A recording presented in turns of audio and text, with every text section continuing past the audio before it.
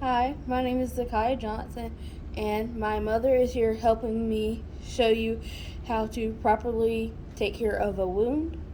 So, the first thing you want to do is check on your patient and let them know you're first aid certified and try to find out what's wrong. So, that would go a little something like this. Hi, ma'am. My name is Zakiah Johnson, and I am first aid certified. What seems to be the problem? I've cut my arm. Can you help me, please? Yes, I can.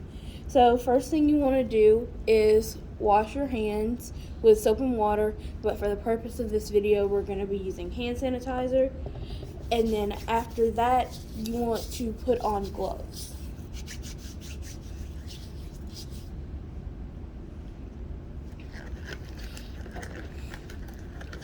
Making sure your hands are clean and putting on gloves helps prevent the spread of disease from your patient to you and vice versa.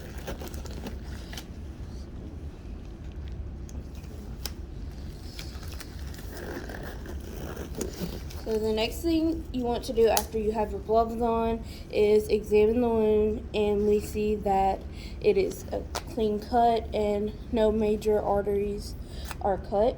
So the next thing we're going to do is clean it with this alcohol swab. But usually you want to clean it with soap and water, and then after we let that dry, we are going to cover it with a gauze pad. When you cover it with the gauze pad, you also want to apply a little bit of pressure to the point, and do it for a couple of minutes and until you see the bleeding slow or stop.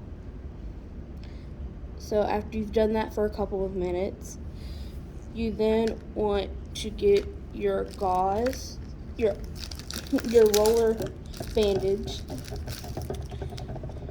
and you want to wrap the wound. I'm going to be using the cross method.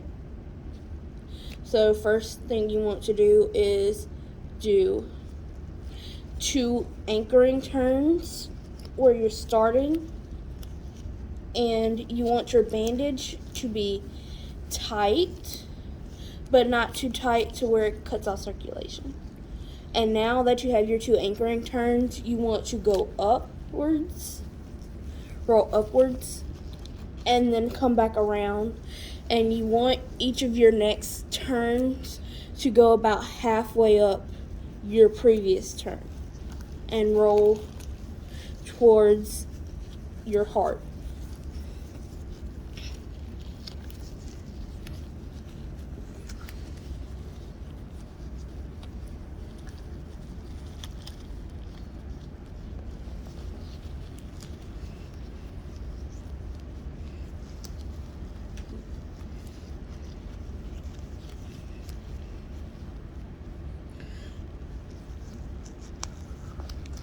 And then to finish it off, you want to do 2 more straight anchoring turns.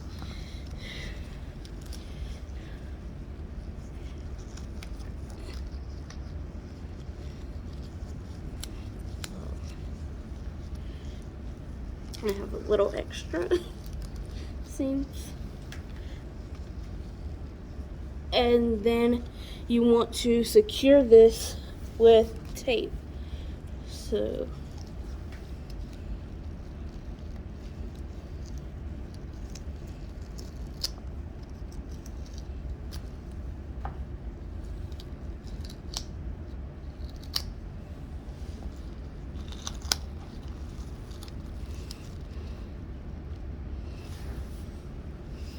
and there you go. Now your patient is all good.